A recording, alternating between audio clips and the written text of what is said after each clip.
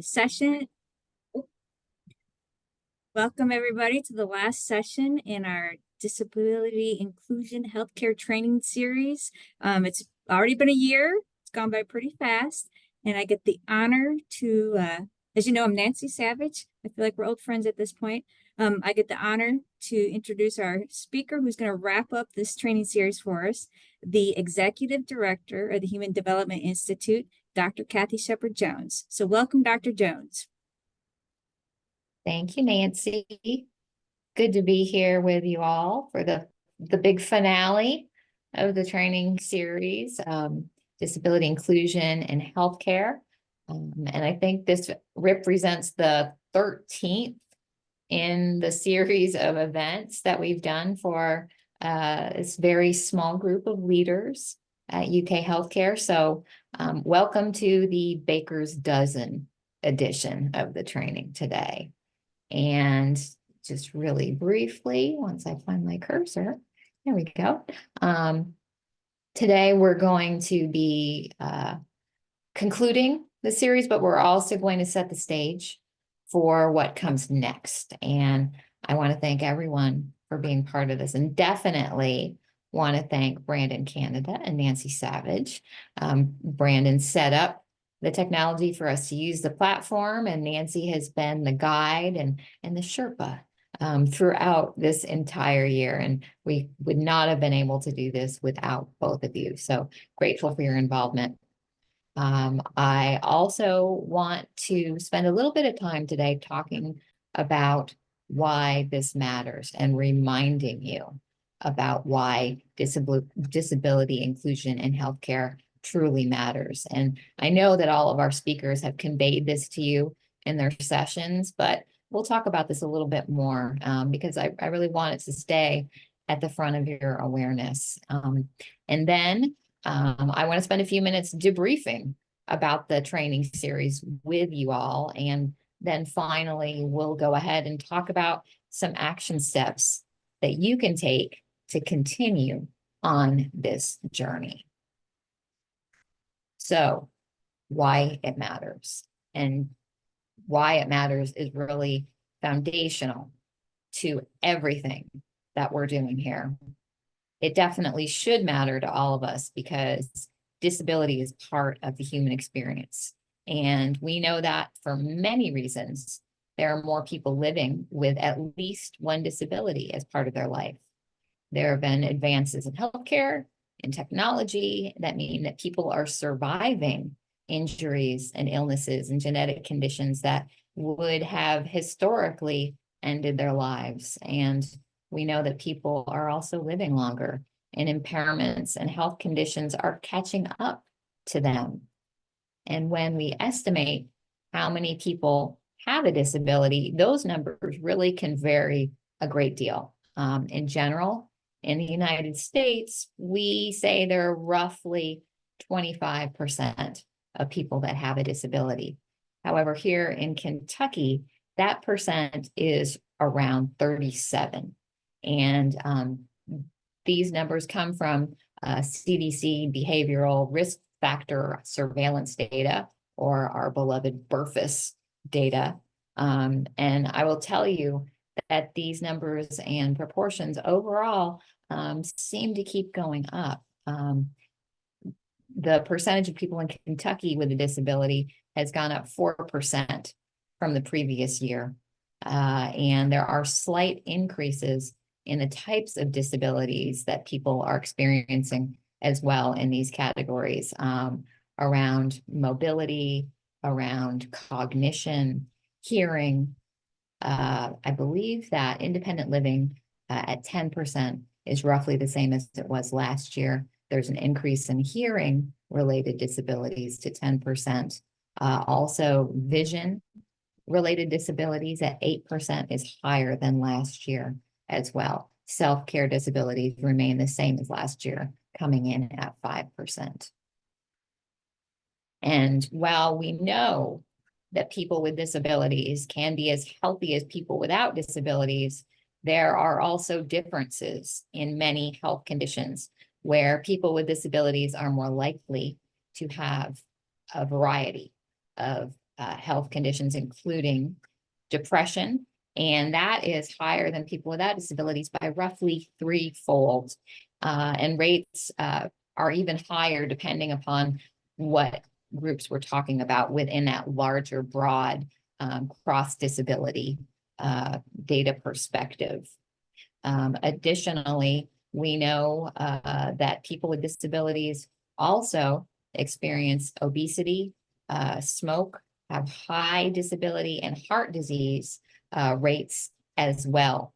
And I will tell you that all of these statistics have gone up since last year, except for smoking and heart disease. So these, as this continues to grow, this continues to matter more and more. And that's why data around all of this truly matters. And you may already be aware that there is now a National Institute of Health designation that came about in September of 2023. And, as a researcher, I get excited about this because we haven't always done a very good job of gathering disability data. And the National Institute on Minority Health and Health Disparities officially classified people with disabilities as a population that experiences health disparities. And what that means is that now research will be able to push forward a disability inclusive research agenda.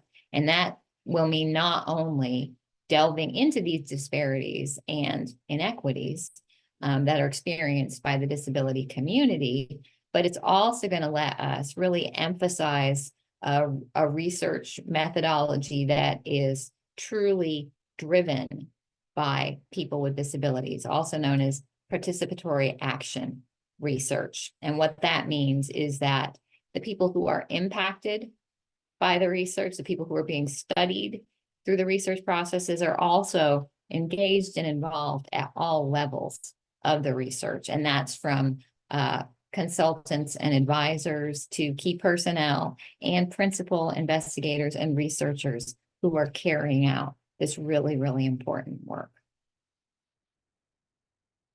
So we also know that this matters. We can look at this from another perspective as well. If we think about it, not just from that data perspective, but as more and more children experience disability, we know that their educational outcomes lag behind their non-disabled peers. And our Kentucky Post-School Outcomes Data Center finds that if you look across all disability categories in the state of Kentucky, that students with disabilities are going to be less likely to be employed than their non-disabled peers. And the most recent data find less than half of students who were 1 year out exiting high school, either with a diploma or with an alternate diploma, or who dropped out, that they are not working. Only roughly a quarter across all disability categories. Only about a quarter of those students are going on to higher education or some other kind of post-secondary training. And that means that a lot of kids are unfortunately transitioning to the couch. And that makes the work that is being done with efforts like Project Search really, really critical. And we want children from the earliest of ages to have the ability to explore, to dream, to think about what comes next. What does a career look like? What does a good future look like? And too often we find kiddos get on a path, and once they're on it, it's really hard to change direction. So with that, I want to see if I can successfully show a video clip. And I'm not going to show this entire video, but I think it's also really important to hear from people and what employment means to them. And there are folks with different perspectives and viewpoints who will share a little bit of that with us if I successfully was able to share sound. And Nancy, I'm going to look and you just nod to let me know if you hear this when it starts, please. Employment first means Employment first. What that means to me is equality, opportunity, and success for all people with physical and sensory disabilities. Employment first means demonstrating respect for everyone in our community and valuing the unique perspectives people with disabilities can bring to our workplace.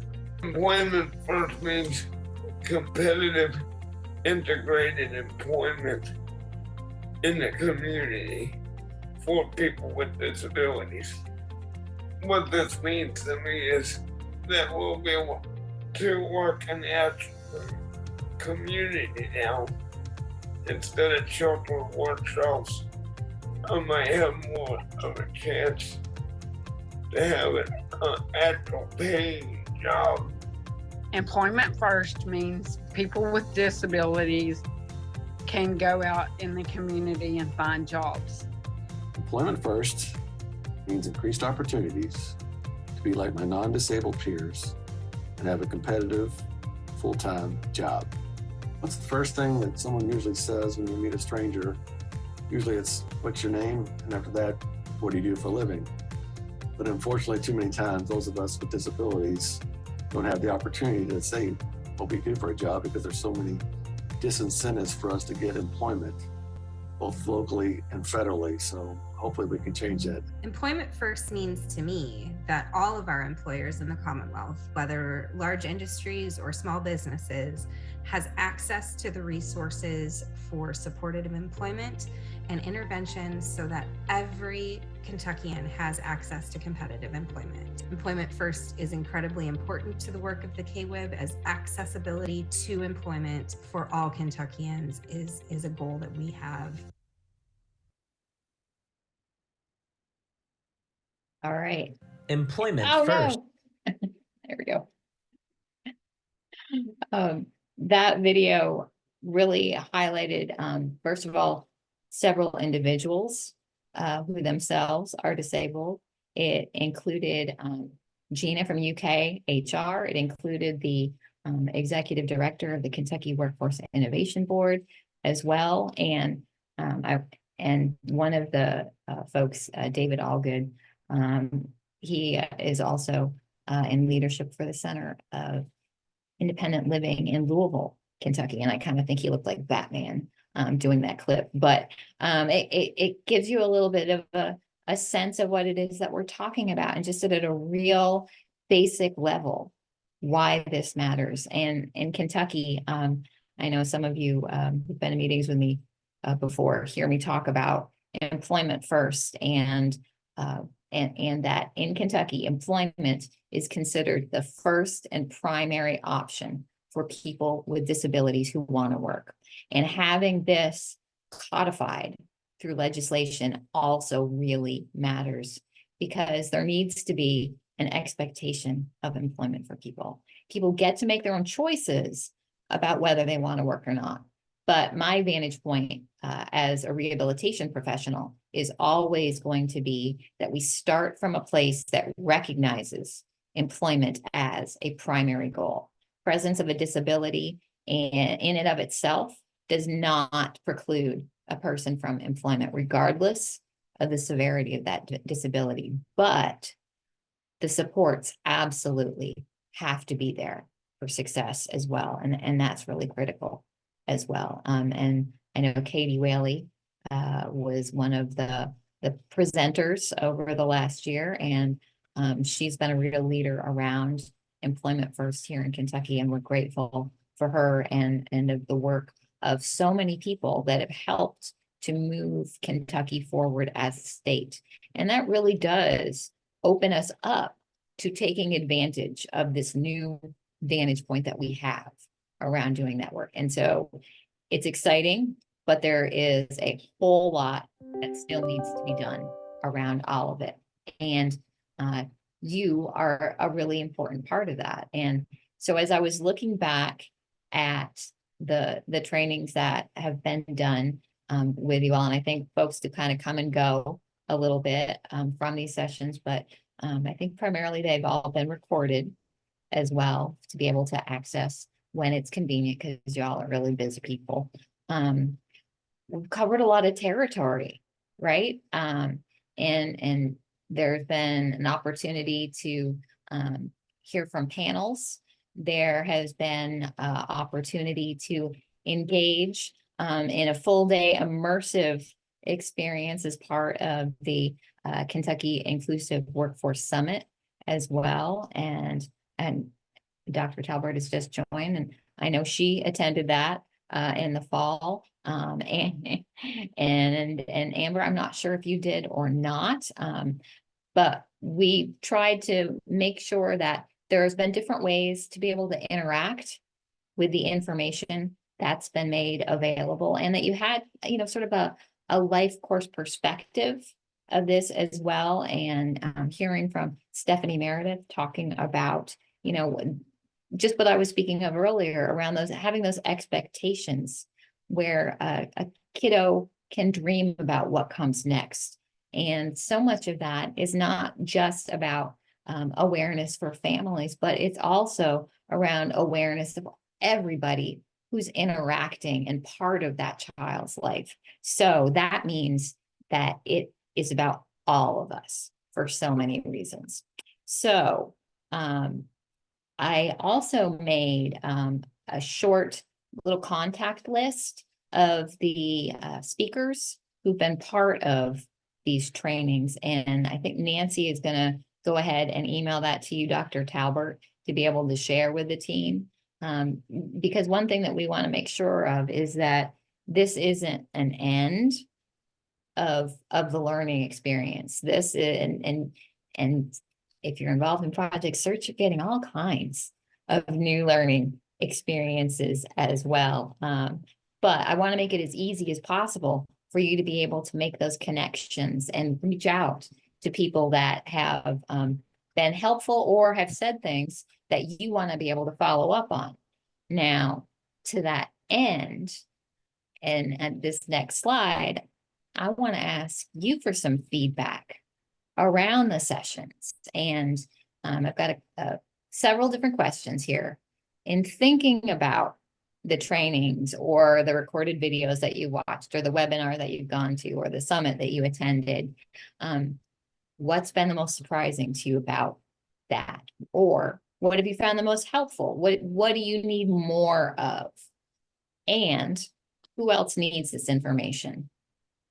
And since we are all very busy people, you all are very, very busy people, what's the best way to share the information moving forward? Because, we've done this as a small group kind of pilot.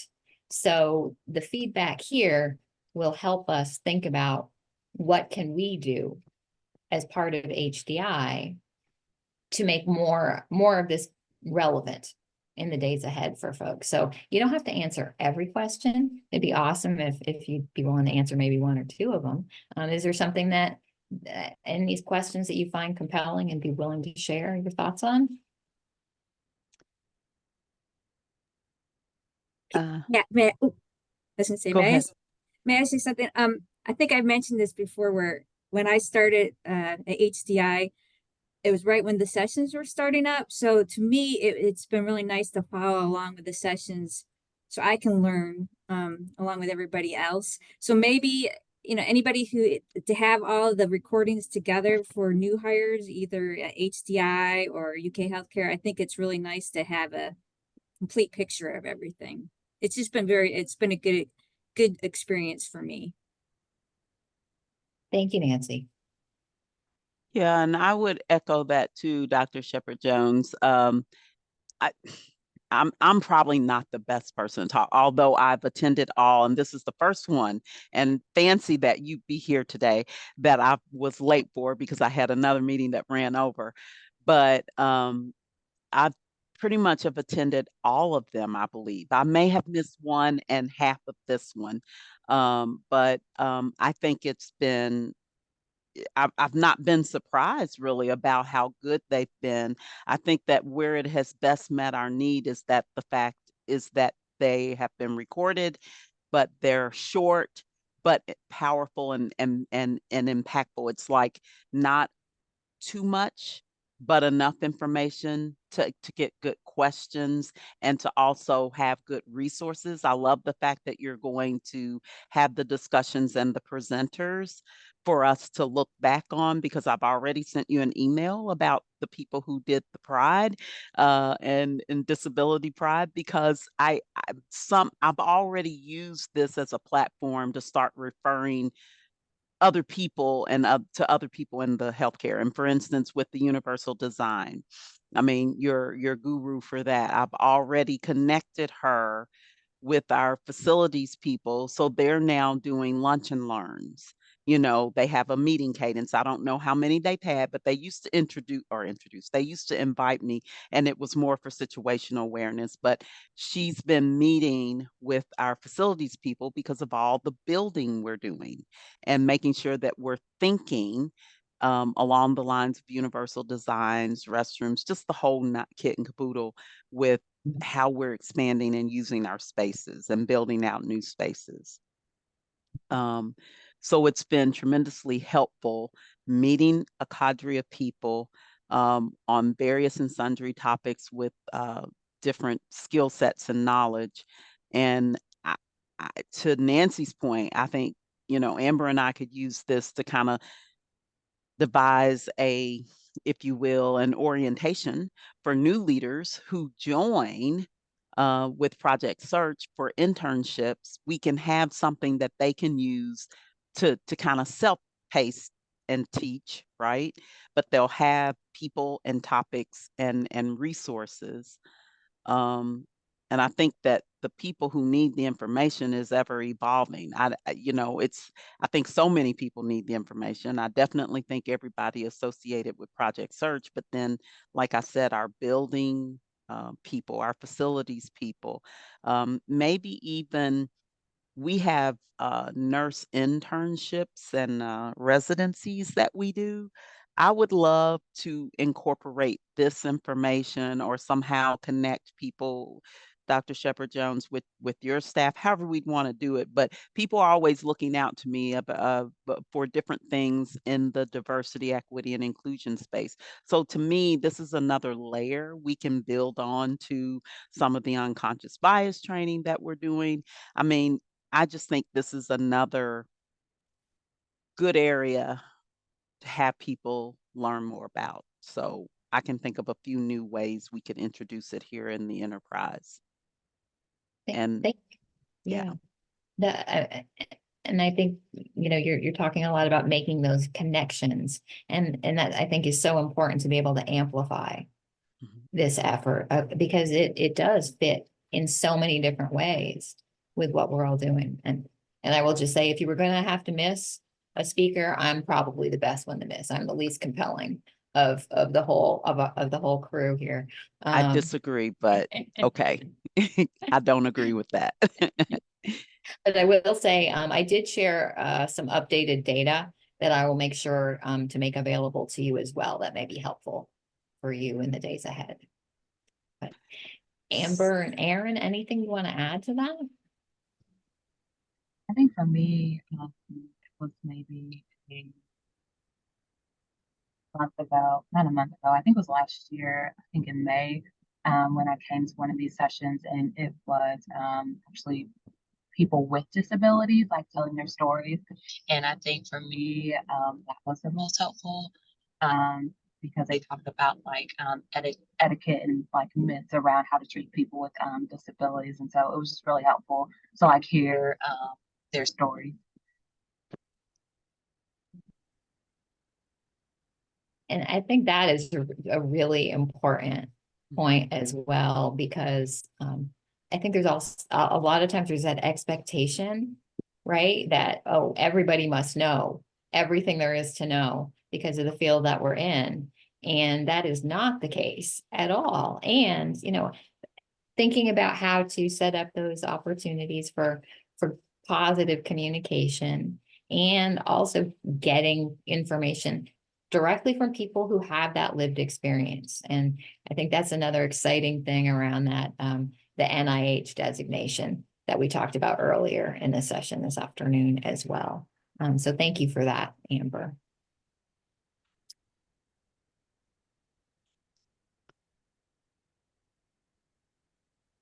And really, the other thing that I want to mention, I know our time is running short here. It is also, you know, what are the things that we can be thinking about as our action steps? How do we continue this journey together around disability inclusion in healthcare and in the workplace? Well, Project Search, that's a fabulous step in this direction. And oh, the places we've been, oh, how much we've learned, right, in 1 year, and how exciting it's going to get to be to celebrate the successes of the interns and prepare to welcome the next cohort of students in the fall. But also, you know, as Dr. Talbert mentioned around the universal design piece, you know, just ways that we can be promoting inclusion across departments and across work that's happening here at the university and UK Healthcare. And I mentioned already about, you know, being able to lean on these colleagues and this broader network that you have now through this training as well. And hopefully, you know, you'll feel comfortable in being able to reach out to them when a need arises, because that's why they are here. Also, the University of Kentucky has, I think I can still say it's new, it feels new, the Disability Employee Affinity Group. And this has been in the works for a while and launched in the fall. And we are so excited about the opportunity to be able to build community for faculty and staff here at the university, right? And always get questions about, well, is this only for staff or faculty who have disabilities? And the answer is no. It's for anyone who is interested in learning and building community to participate. And so if you want to be part of that, I can get you on that email list, and I'll make sure that you have my email address for that as we wrap up. Along with that, we have the Bluegrass Coalition for Workforce Diversity, and I think several of you have signed up for that as well. And you likely have received a message or two as a new member of that list. Dr. Talbert is nodding her head, so that's a good sign. And hopefully my promise of it's usually 2 or 3 a week will, you know, if it's more, that's better, really. But I think that's, you know, it's an average kind of thing. Also, the Human Development Institute, where I'm lucky enough to work, has a variety of seminars, that also one of which was referred to as well.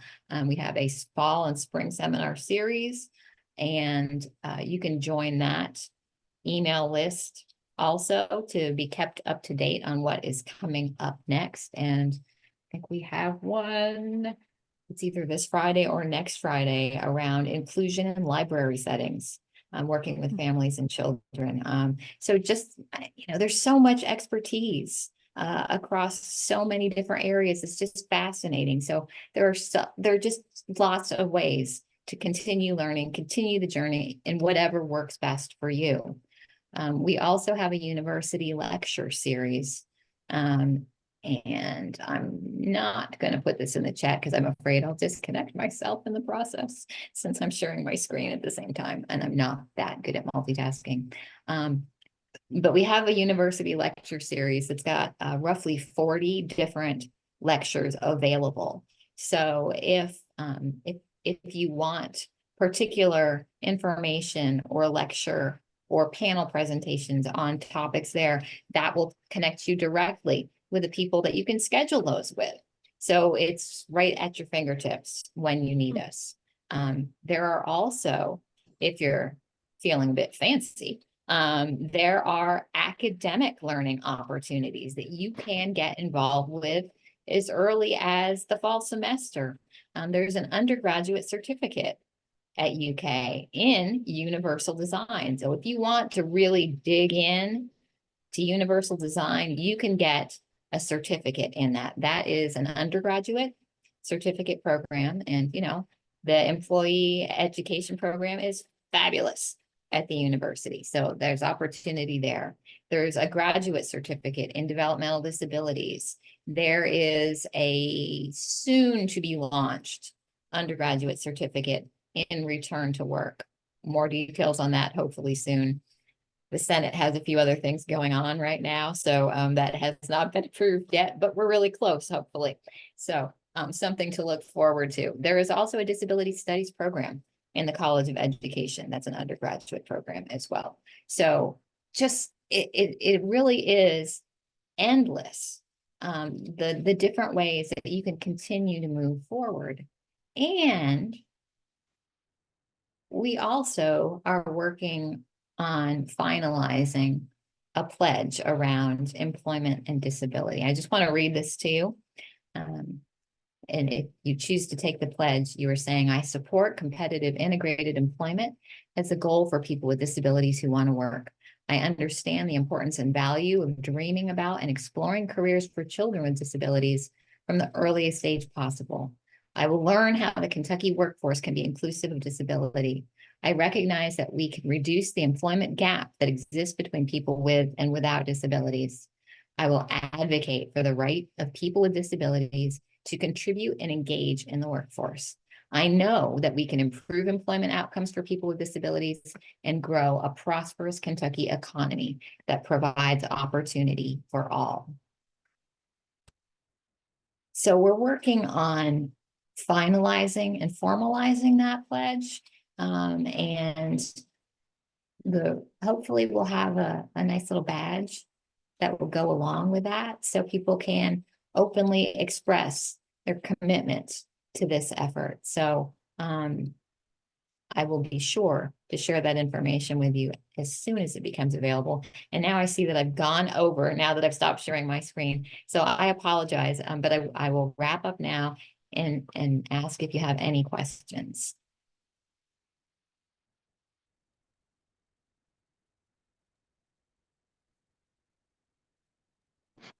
Thank you so much.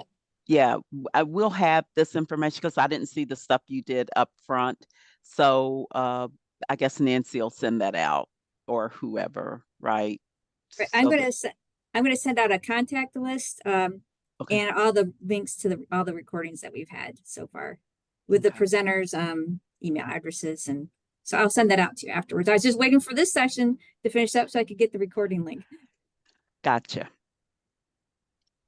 Thank you Thank all. you all. Thank you so much for being part Yes. of this. And this is great new pilot territory for us to be in. So we appreciate the opportunity and look forward to continuing our partnership together. Absolutely. Thank you and the team, everybody. Thank you, Dr. Shepherd-Jones, and thank you again to Brandon. Just want to say thanks again for keeping us all connected, and thank you, Dr. Talbert, and your entire team. And I'll share the information. We'll stay in touch. Thank you. Thank you. Bye-bye. All right, bye-bye.